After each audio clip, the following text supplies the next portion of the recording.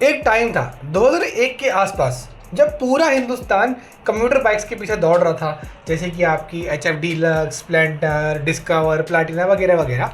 तो 2001 के आसपास बजाज ने एक चीज़ लॉन्च करी थी, एक ऐसी बाइक, एक ऐसा नाम जो आज तक हिंदुस्तान के हर युवा के दिल में है, द पल्सर 150। 2001 से लेकर 2025 तक आपको इस बाइक के अंदर वेरियस चेंजेस देखने को मिले। पहले राउंड हेडलैम्प आता था, अभी आपको एकदम से वुल्फ वाला मिलता है। टंकी वही है, DDSI इंजन है, सीट हाइट भी वही है। लेकिन ऐसा क्या है इस बाइक में कि 2001 से 2025 तक आज भी ये मार्केट में दबदबा रखती है अपना। तो चलिए डिस्कस करते हैं पल्सर 150 के बारे में, a legend that will never die. जब हम पल्सर 150 की बात करते हैं ना, तो ये चीज़ देखने को मिलती है कि इसका जो डिज़ाइन है ना ज़्यादा फ्लैशी है, ना ज़्यादा एग्रेसिव है और ना ही इतना अटेंशन ग्रैबर है। बेसिकली बात ये है कि इस बाइक का जो ओवरऑल डिज़ाइन है बहुत सिंपलिसिटी को देखते हुए बनाया गया है। मतलब इंडियन का कॉमन मैन जिसको अगर थोड़ी सी एक्स्ट्रा पावर चाहिए 125 सीसी की बाइकों से, तो वो पल्सर 150 मतलब स्टार्टिंग से ही लेता आ रहा था।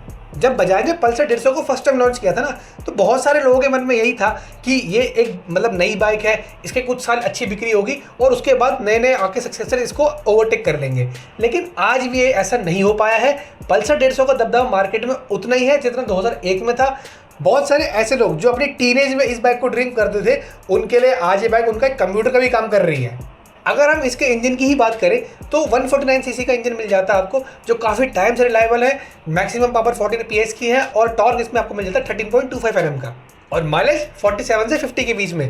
मतलब अगर इसके जो कॉम्पिटिटर स्टार्टिंग से थे, जैसे वो अपाचे होंगी या आपकी पल्सर की NS की सीरीज़ होगी, भाई एक चीज़ आप नोटिस करना, वो बाइक्स आई चली फिर उसके अंदर अपग्रेड है, लेकिन माइलेज के मामले में इस बाइक को कोई बीट ही नहीं कर पा रहा था। और 2025 की पल्सर 150 में थोड़ा टेक सेवी फीचर्स भी आ गए, जैसे कि आपका जो इंस्ट्रूमेंट क्लस्टर है वो डिजिटल हो चुका है, USB चार्जिंग पोर्ट मिल गया है। तो अब ये बहाना नहीं मार पाएंगे कि आपकी बाइक में चार्जिंग पोर्ट नहीं है। बाकी इसके अंदर आपको दो वेरिएंट्स देखने को मिल जाएंगे, एक है डुअल डिस्क और एक है सिंगल डिस्क। सिंगल डिस्क में आपको सिंगल चैनल ABS मिल जाएगा, डुअल डिस्क में आपको डुअल चैनल ABS मिल जाएगा।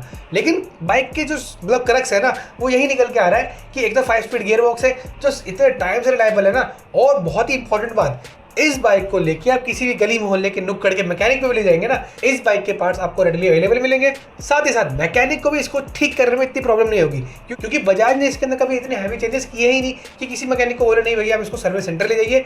मतलब एक होता ना कि जो हिंदुस्तान की बाइक होती है, बजाज का जो नाम था कि आप चाहे इसको कहीं भी ले जाएं, मैकेनिकली बहुत साउंड है, रिलायबल है और पार्ट्स के एक तो इतने सस्ते में है ताकि हर कोई बंदा इसको जो चलाएगा ना उसको इसकी मैकेनिकल फॉल्ट्स को लेकर कभी डर ना हो। तो ये सब अचीव करना इंडिया में थोड़ा मुश्किल हो जाता है, क्योंकि इंडिया की जो रोड्स है ना, वहाँ पे बाइकों का वेयर एंड टेयर होना बहुत लाजमी है, बहुत कॉमन है। और उस कंडीशन में आके आपने एक ऐसी बाइक खड़ी कर दी इंडियंस के लिए जो मतलब हीरो के स्प्लेंडर और HF डीलक्स वाला काम है वो भी करेगी, अगर आपको पावर चाहिए पावर भी देगी, पार्ट्स भी सस्ते हैं, माइलेज भी अच्छी है।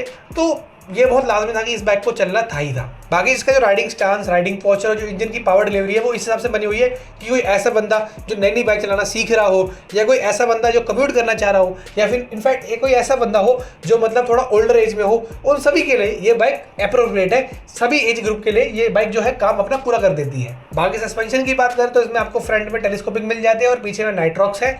और सबसे अच्छी बात यह है कि पावर डिलीवरी बहुत लीनियर है, बहुत एडुकेट है। आपको कभी भी ऐसा फील नहीं होगा कि बाइक बिल्कुल अंडर पावर्ड है, उस चीज़ में आपको ये बिल्कुल रिलायबिलिटी वाली जो वाइब है वो पूरी करके देगी। और जो सीट हाइट है वो 785 mm की है, तो बेसिकली एवरेज इंडियन पर्सन की जो हाइट है उस हिसाब से इसकी जो सीट हाइट है वो बहुत एडुकेट है, तो आपको इतना स्ट्रेस नहीं होगा। और कुछ ऐसे बंदा जो 5'7" है 5'8" है वो तो बिल्कुल इस पर फ्लैट फुट ही कर लेंगे।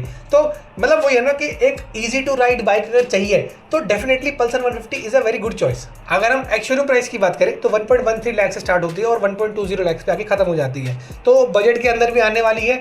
सस्पेंशन बहुत अच्छा है, राइडिंग क्वालिटी अच्छी है। मतलब आप ऐसा समझ लीजिए कि अगर 50 की माइलेज मिलने वाली 150 सीसी की बाइक अगर आप लेते हैं और आपका ज़्यादा ट्रैवल भी नहीं है, लाइक दिन का 20-30 किलोमीटर है, तो अगर आप इसको फुल टंकी कराएंगे तो आपका हफ्ता आराम से निकल जाएगा। अगर कॉम्पिटिटर्स की बात करें तो इसके पास अपाचे 160 थी और हमारी हीरो की एक्सट्रीम 160 है। तो इन सभी बाइक्स के बीच में ये बाइक आज भी खड़ी है, डटी है। उसके पीछे का एक ही कारण है, क्योंकि ये बाइक इन टेकी फीचर्स या हाई एंड फीचर्स या जो आपके ट्रैक्शन कंट्रोल सब चीज़ें इसमें बिलीव करती ही नहीं है। इसका काम है रिलायबिलिटी, जो इसने प्रूवन ट्रैक रिकॉर्ड से दिखाई है। और आपने ये नोटिस किया होगा कि आजकल जो मैन्युफैक्चरर्स हैं वो अपनी बाइक में फीचर्स बहुत डाल देते हैं जिसमें सेंसर्स वगैरह बहुत होते हैं। इसमें ऐसा आपको झंझट पड़ेगा ही नहीं, क्योंकि भैया साफ सी बात है, बजाज का जब इसको लाने का इंडिया में कॉन्सेप्ट था वो यही था कि भैया हम एक ऐसी बाइक ढूंढना चाह रहे हैं, ऐसी बाइक हम अपने कस्टमर्स को देना चाहते हैं जो रिलायबल रहे और परेशान ना करे उनको डेली की झंझट से।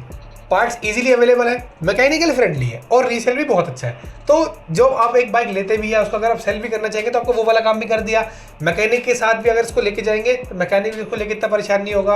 अगर आप बजाज से भी ठीक कराना चाहेंगे तो पार्ट्स इतने सस्ते पड़ेंगे आपको कि आपको ये नहीं लगेगा यार अगर मैं इस पर अपना पैसा लगा रहा हूँ तो कहीं मेरे को कुछ ज़्यादा देना ना पड़ जाए। तो मेरे हिसाब से बाइक उन लोगों के लिए बनी है जो चुपचाप अपना काम निकालना चाहते हैं, उनको सोशल मीडिया की हाइप में रहने का कोई शौक नहीं है, उनको अपनी बाइक के साथ जो कनेक्शन है वो ऐसा चाहिए कि ना वो उसे परेशान करे ना हम उससे परेशान हो, रिलायबिलिटी हो और चलाने में भी आपको अच्छा परफॉर्मेंस मिले।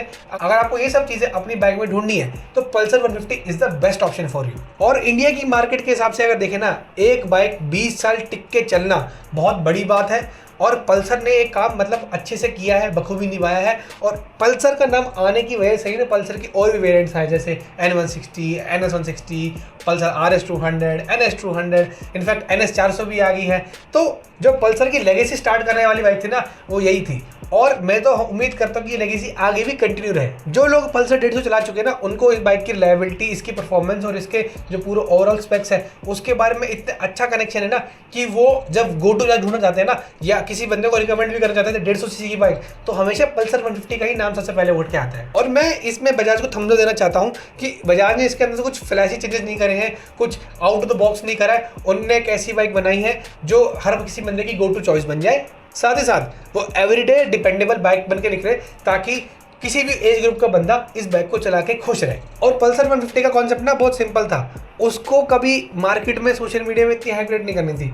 उसका काम बहुत सिंपल था कि उसको लॉन्ग टर्म चलना है और उसने लॉन्ग टर्म चल के दिखाया है इंडियन मार्केट में। तो आपकी क्या राय है पल्सर 150 को लेके? क्या आपने कभी इस बाइक को चलाया है, इसके कुछ पास्ट के वर्जन्स को चलाया है, ये कभी फ्यूचर में आप चलाने की सोच रहे हैं, लेने की सोच रहे हैं? आपके जो भी थॉट्स इस बाइक को लेके आप हमें हमारे कमेंट सेक्शन में बता सकते हैं। बाकी लाइक करें इस वीडियो को, शेयर करें अपने दोस्तों में और सब्सक्राइब करना ना भूलें हमारे चैनल को। लेकिन जाने से पहले आपको एक चीज़ और बताना चाहूँगा, क्या आपने पल्सर N125 जो है उसके बारे में, जो इसका एक तरह से सिबलिंग है, उसके बारे में कुछ सुना है, कुछ देखा है या उसके बारे में आप जानना चाहते हैं? अगर हाँ तो स्क्रीन की इस तरफ देख सकते हैं, उसी के बारे में मेरी तरफ से एक वीडियो। बाकी मिलते हैं आपसे अगले वीडियो में, तब तक के लिए पीस।